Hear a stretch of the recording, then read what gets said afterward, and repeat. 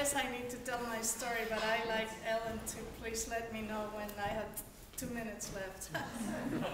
Okay, I was born in a small rural area in central Mexico in the mountains, and the town is still like a 19th century setting, but I arrived in 1978. And I really didn't know much about the US.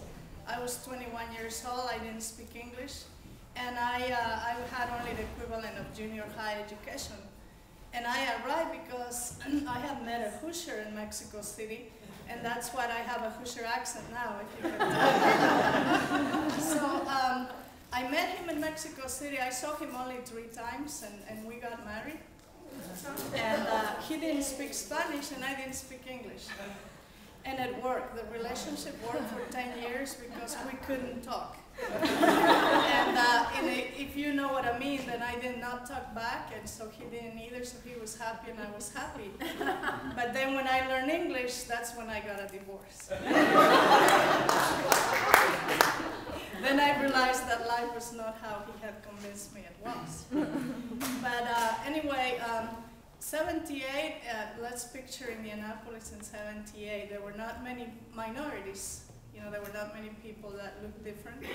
And I didn't know anything about Indiana, really, about the US. I used to watch TV shows that were translated into Spanish. And my favorite show was called The Beverly Hillbillies.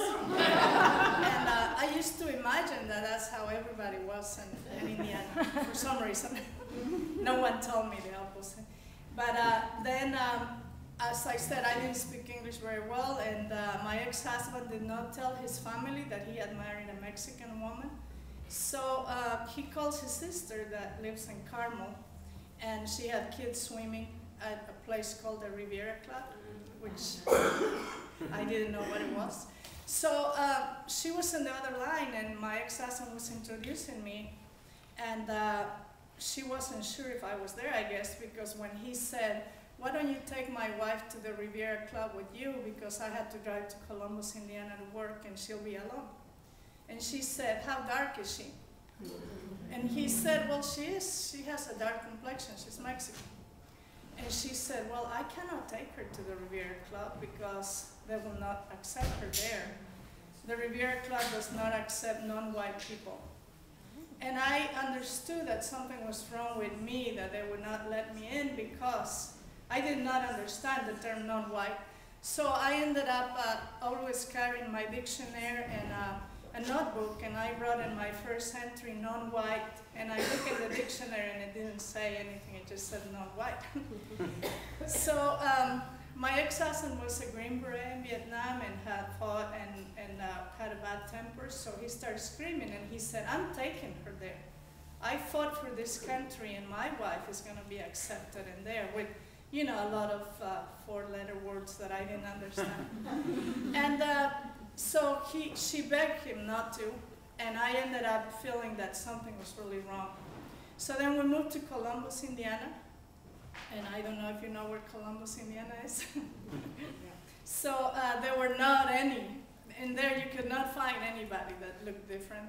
And as I said, I didn't speak English, so I had really, really bad experiences. And as you can tell, you know, when I have dark, long hair, but I always wanted to have it curly, so I spent all day at the beauty salon having my hair like this big. And so I walk in downtown Columbus wearing, you know, big hair, and people call me the N-word, but I didn't know what it meant. So I had already a few words in my notebook.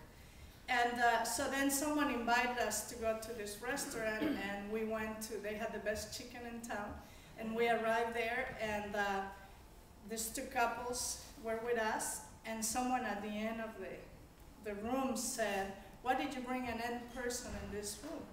And then I only heard my ex-husband, you know, pushing people, and I thought they're gonna call the police, you know, something's going on, but I was excited to be in the restaurant. So then one of the ladies in the group said, "Don't pay attention to these people, they're a bunch of rednecks." And I don't understand, I'm looking at everybody's neck, you know? And I said, "I don't see anybody with a redneck." And so I'm confused, I'm writing, you know, the N-word, redneck, you know, non-white.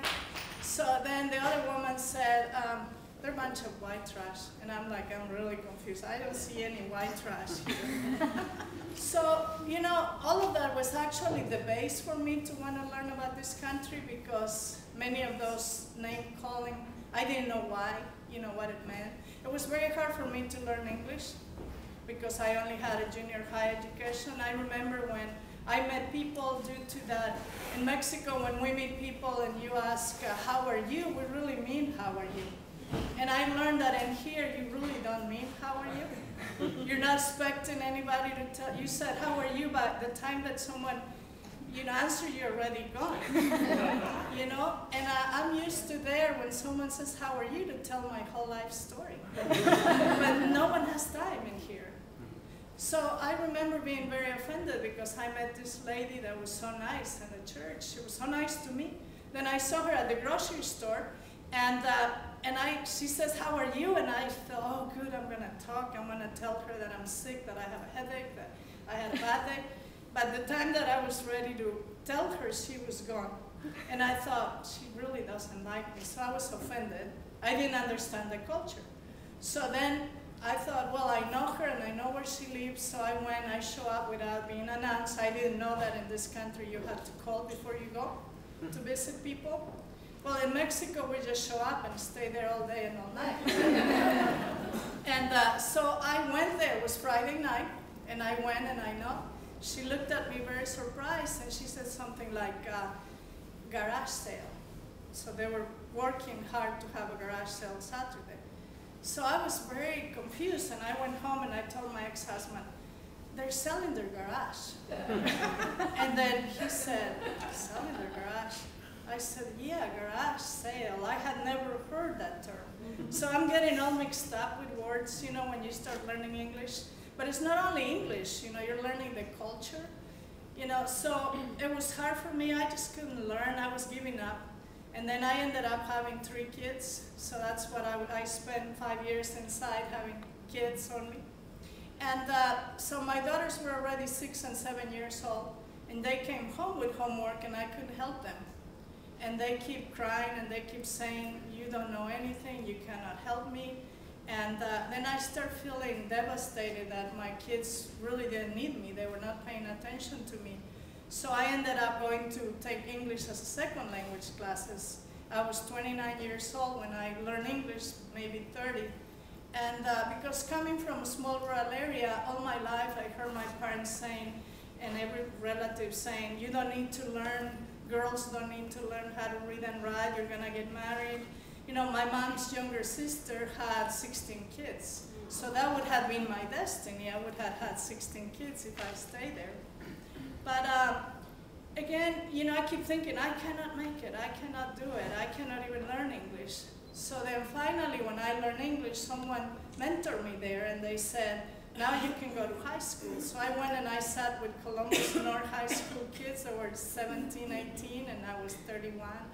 So I ended up graduating from high school maybe at age 34 and 35, I don't know. And then another teacher said, hey, now you can go to college. So that's when I discovered Indianapolis, downtown Indianapolis. I started driving from Columbus to IUPUI. And then I got involved in a few centers, the Hispanic Center, Crispus Attic School that I went to volunteer. And so I ended up learning a lot about Indianapolis. And then it took me 8 years to graduate. And then I couldn't bring my parents because they could not get a visa. They live in a rural area. And it's very hard to get a visa. In the American Embassy in Mexico City, when you go there, in any country in the world, they ask you, number one, you have to have a certain amount of money in the bank. You have to be a tourist, otherwise they won't let you in. So you have to have at least $3,000 in the bank. You have to have a deed in your name. You have to prove that you're a tourist, that you're going to Disneyland to spend your money. And I couldn't get a visa for them, even though I was a US citizen. So I felt like I wanted to take the United States to them because they had never seen it, and they sacrificed a lot for me. I left when I was 11 years old. I left the town. And so I ended up taking groups there too, so they could meet Americans. So I take about 8 or 10 groups per year to help the village, humanitarian work.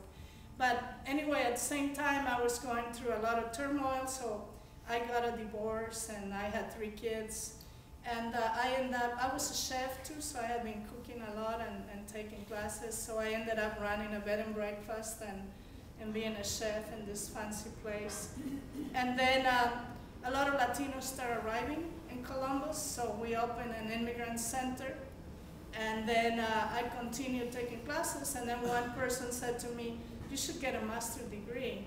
So, you know, I was easy to guide, so I ended up going to Bloomington and getting a master's degree.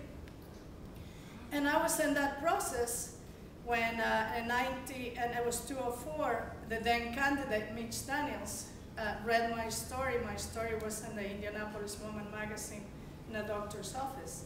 And he reads the story, and I get a call from this guy named Mitch Daniels, candidate. I had no idea about politics. So he calls, and somebody answers in the house, and I said, "Tell them that I'm not here." And then they said, "Are you sure he might be the next governor?" I said, "Oh, okay, well, I'll talk to him." So then I talked to him, and he asked me, he wanted to know about Latino issues. And so then when he wins, he calls me personally, and he said, "What kind of job would you like to have under my administration?" I wish I knew what I know now, because I should have said, "I want to be the lieutenant governor." But I didn't know. So I ended up being a senior advisor for the governor for Latino, immigrant, and international affairs for 4 years. And I ended up, didn't want to give up, so I ended up getting a doctorate degree. So I want you to know that. I'm not telling you that to brag, but I want you to tell you that the sky's the limit in this country. This country is truly the land of the opportunity.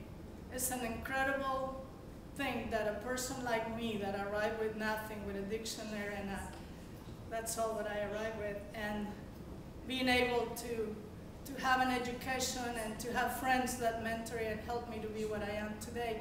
I'm forever grateful to Indiana, to a lot of people that have helped me, that I have learned so much, and I want to give back. You know, I continue doing that. We had started many projects that are international. I was able to convince IU School of Medicine to go to my village, and then they signed agreements with the state of Hidalgo where I was born. So now they do a lot of international projects. I just took 4 chancellors of Ivy Tech to the town where I was born, and so now they're signing agreements with schools there. This coming Saturday, I'm taking Ivy Tech Bloomington students to do humanitarian work. And the police officers and firefighters are already in my town right now. They're going to be there for 3 weeks, learning Spanish, the culture, because it is dangerous.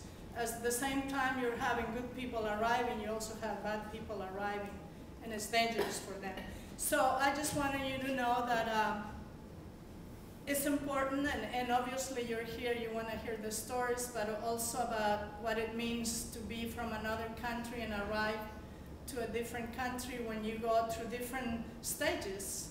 You know, when I arrive, the first stage is it's the honeymoon stage. Everything is wonderful, you love it, and wow. And then the second stage, you become homesick, and then you become depressed, and then you want to go home. It doesn't matter that you have microwave ovens and color TVs and beautiful houses and nice cars. You still don't belong here. You still feel, you know, I was looking for the square in my village. I will drive everywhere crying, wanted to see that square, and I always ended up at the mall. So I became, you know, a mall person. So, but when I go back now, I have to switch back to how life is in there. And I'm there a lot. My mom is 86 years old, so I go back to take care of her. I'm getting ready to leave on Saturday. So right now, I'm a professor at Marian University, and I supervise students for the Teach for America program. So I'm getting very involved in inner city Indianapolis and learning all what's going on. But it's a good way to give back. So I am very happy, I'm very grateful to Ellen that gave me the opportunity to talk with you, and thank you so much.